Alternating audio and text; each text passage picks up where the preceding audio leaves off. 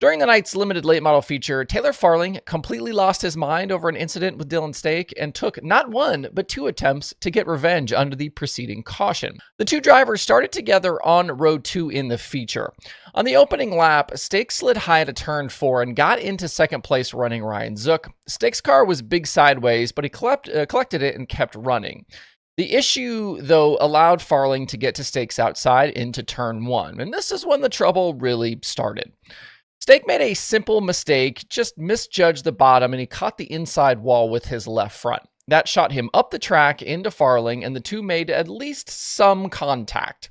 And this began one of the longest spins I think I've ever seen, with the contact happening right in the middle of 1 and 2, and Farley somehow spinning, kind of one time all the way to the backstretch. This wasn't like multiple loops. It was just kind of one big spin all the way around to the backstretch.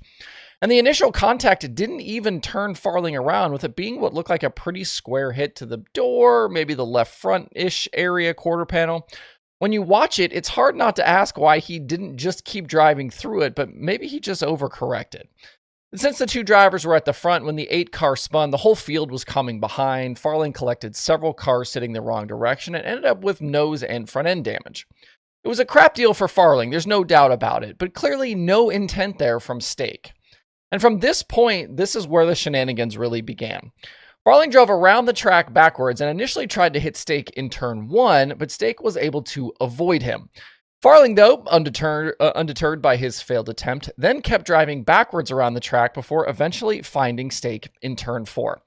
And in the midst of all of this, I'm assuming the Port Royal race director was on the driver radio telling Farling to probably knock it off. A Stake was stopped there in 4, and Farling took the opportunity to first hit Stake head-on, driving his car up onto Stake's hood. He then backed up and drove over the left front again. From there, both drivers ended up out of their cars. There were words and some scuffling. People came out on the racetrack, and then it was several minutes before the feature was able to be restarted. Stake was done for the night. Farling was DQ'd. Farling, though, apparently still upset, then posted a Facebook around 1 a.m., quote, "Figured since the Port Royal Princess knocked the front off the car for the second time, we could return the favor. Next time, take your helmet off so I can show you how I really feel," unquote. Normally, I'm fine with a little under the caution, bang the doors, give the guy the finger, yell at some crew guys type stuff, whatever. But driving around the track for half a lap backwards and hitting another car head on is a level of escalation that really has no place in the sport.